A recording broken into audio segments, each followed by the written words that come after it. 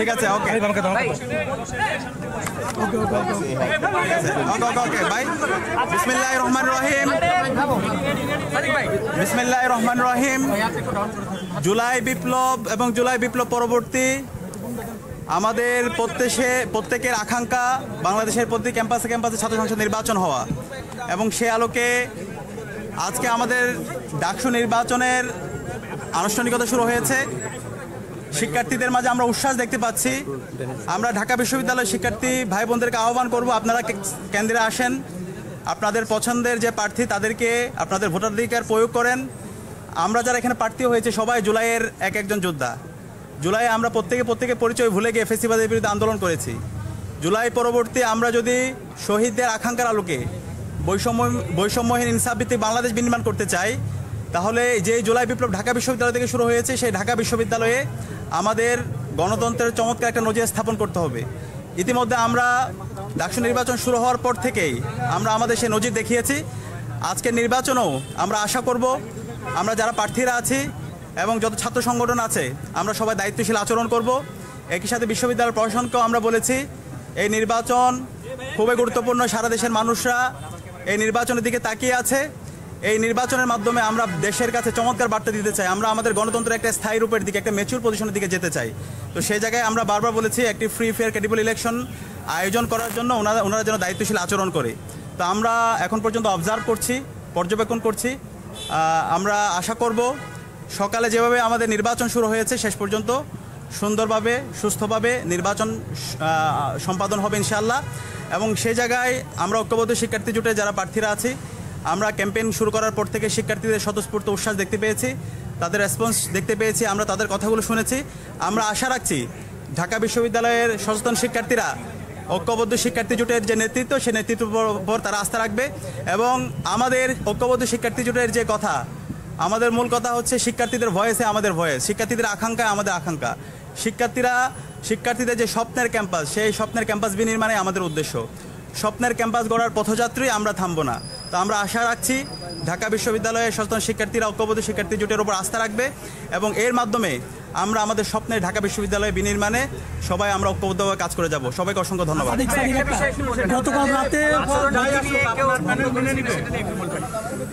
আমরা আচরণবিধির ব্যাপারে বিশ্ববিদ্যালয় প্রশাসনের সাথে আলাপ করেছি। বিশ্ববিদ্যালয় প্রশাসন বলেছিল এখানে কোনো ধরনের ডেস্ক বসানো যাবে না, এটা আমাদেরকে ক্লিয়ার করেছে। সেখানে আমরা কোনো ডেস্ক ব্যবহার করিনি, এবং 100 মিটারের মধ্যে কোনো ধরনের স্লিপ দেওয়া যাবে না। কিন্তু আমরা সকালে এসে দেখতে পেয়েছি এখানে একটা ছাত্র সংগঠন তারা ডেস্ক বসিয়েছে, এবং তারা 100 মিটারের ভিতরে প্রার্থীদের কাছে গিয়ে স্লিপ দিচ্ছে। একটু নাম বলেন। আমরা দেখতে পেয়েছি ছাত্রদলের কয়েকজন প্রার্থীকে দেখতে পেয়েছি। তো আমরা অনুরোধ করব যে আচরণবিধি আছে, সেই আচরণবিধি যেন মানা হয়, এবং এক্ষেত্রে আমরা সবাইকে আহ্বান করব এই নির্বাচনটা খুবই গুরুত্বপূর্ণ। আমরা চাই শহীদদের আকাঙ্ক্ষার আলোকে একটা সুস্থ নির্বাচন বিনির্মাণ করতে এবং সারা দেশকে একটা মেসেজ দিতে। তো সেই জায়গায় আমরা অনুরোধ করব সকল প্রার্থীদেরকে আপনারা দায়িত্বশীল আচরণ করুন, এবং নির্বাচন কমিশনকে অনুরোধ করব যারা আচরণবিধি ভঙ্গ করছে তাদের বিরুদ্ধে ব্যবস্থা গ্রহণ করুন। সাদিক, হাইকোর্ট একটা মন্তব্য করেছিল যে এই নির্বাচন জাতীয় নির্বাচনের থেকে কোনো অংশ কম না। এখন ফলাফল যা আসবে আপনার প্যানেল কি আপনারা মেনে নেবেন? আমরা পর্যবেক্ষণ করছি। আমরা আশা রাখছি এখানে আমরা যারা ছাত্র সংগঠন আছে, নির্বাচন কমিশন আছে, আমরা সবাই দায়িত্বশীল আচরণ করব। সকালে যেভাবে নির্বাচন শুরু হয়েছে আমরা আশা করব শেষ পর্যন্ত সবাই দায়িত্বশীল আচরণ করবে, এবং আমরা সামগ্রিক বিষয় পর্যবেক্ষণ করছি।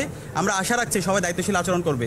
কিন্তু যদি আচরণবিধি কেউ লঙ্ঘন করে, কেউ আমাদের যে নির্বাচন কমিশন আছে তারা যদি কাউকে এক্সট্রা ফেসিলিটিস প্রদান করে, তখন তারা শিক্ষার্থীদের বিরুদ্ধে অবস্থান নেবে। তা আমরা চাই না শিক্ষার্থী বনাম ছাত্র এই ধরনের কোনো পজিশন তৈরি হোক। আমরা চাই এই নির্বাচনের মাধ্যমে সারা দেশে চমৎকার বার্তা দিতে। আমাদের যে আজকের গত 16 বছরে আমরা যে ভোটাধিকার দিতে পারি নাই, আমাদের যে গণতন্ত্রের আমাদের কোনো অধিকার ছিল না, সেই জায়গায় আমরা গণতন্ত্রের একটা স্থায়ী রূপের দিকে আমরা একটা ম্যাচিউর পজিশনে যেতে চাই। আমরা আশা করছি ডাকসু নির্বাচনের মাধ্যমে সারা দেশকে সে বার্তা দিতে সক্ষম হব। সবাইকে অসংখ্য ধন্যবাদ। ভাই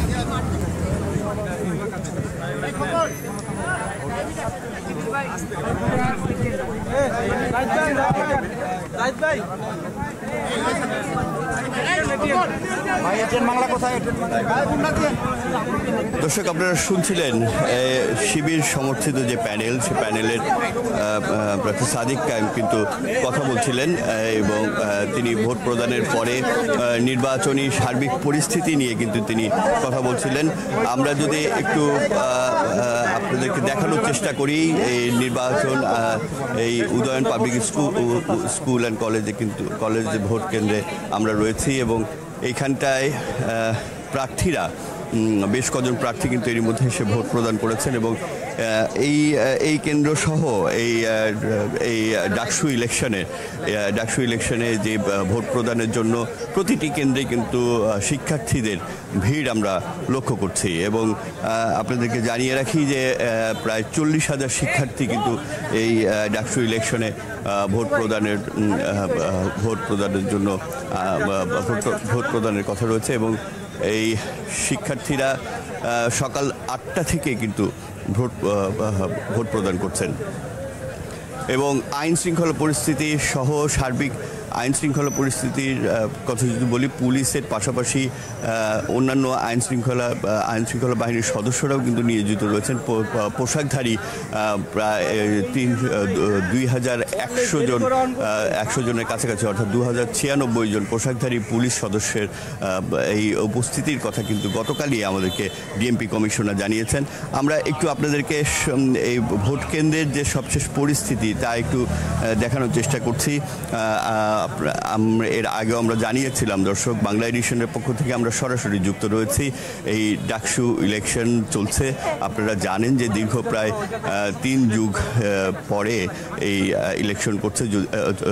ইলেকশন হচ্ছে, অর্থাৎ ভোট গ্রহণ হচ্ছে ডাকসু ইলেকশনের। ডাকসু কেন্দ্রীয় সংসদ যে ভোট গ্রহণ তা যদি 2019-এর যে নির্বাচন, সেই নির্বাচনটি বাদ দিলে ফ্যাসিবাদ মুক্ত শিক্ষার্থীরা যা বলছেন, এই প্রার্থীরা যা বলছেন, ফ্যাসিবাদ মুক্ত পরিবেশে, অর্থাৎ আওয়ামী লীগের যে শাসন আমল ছিল বা আওয়ামী লীগের যে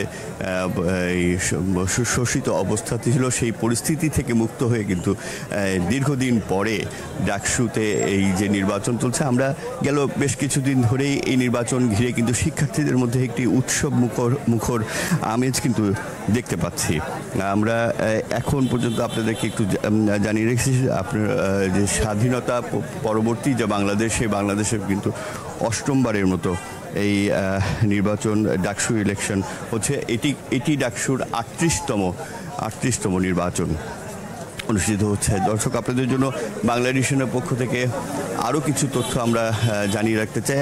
এই ডাকসু ইলেকশন 8টি কেন্দ্রে 810টি বুথে কিন্তু ভোট গ্রহণ চলছে এবং এবারে যে ভোটাররা তারা কিন্তু ভোট প্রদান করবেন। প্রতিটি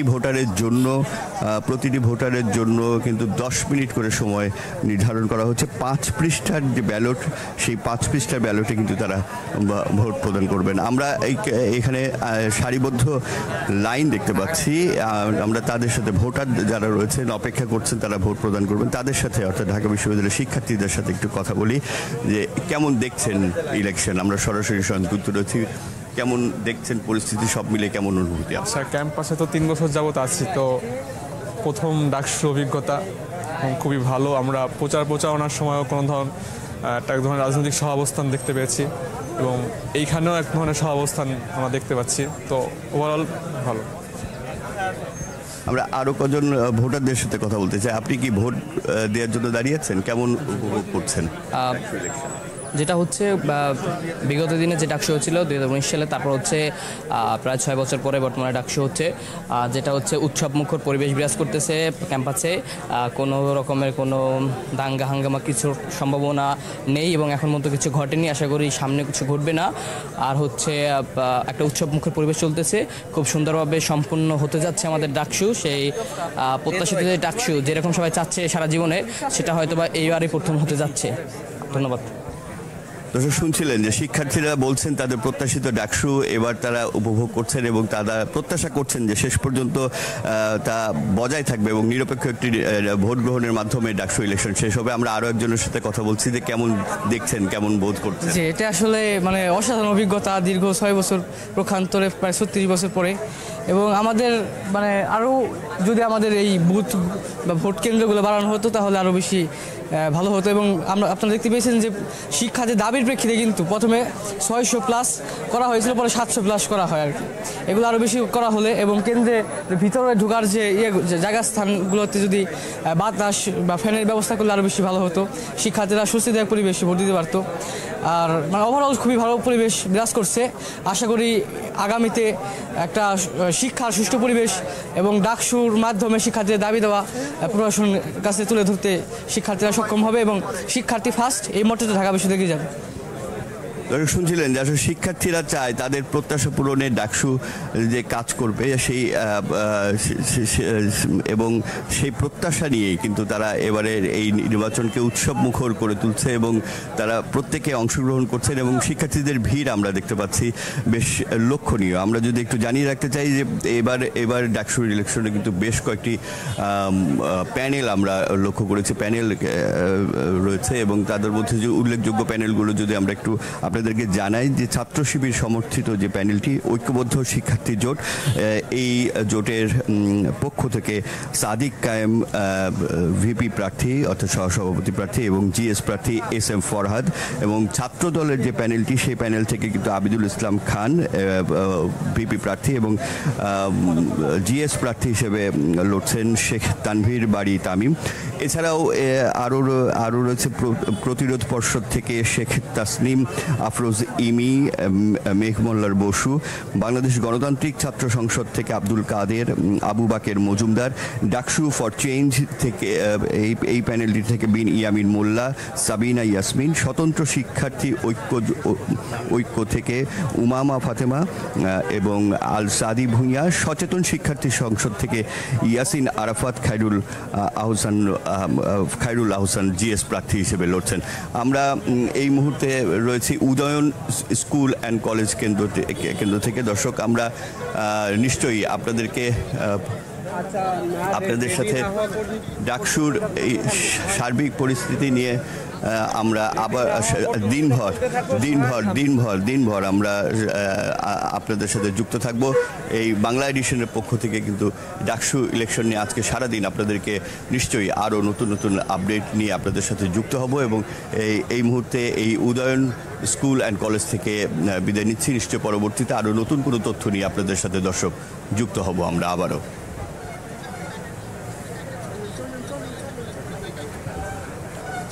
চালা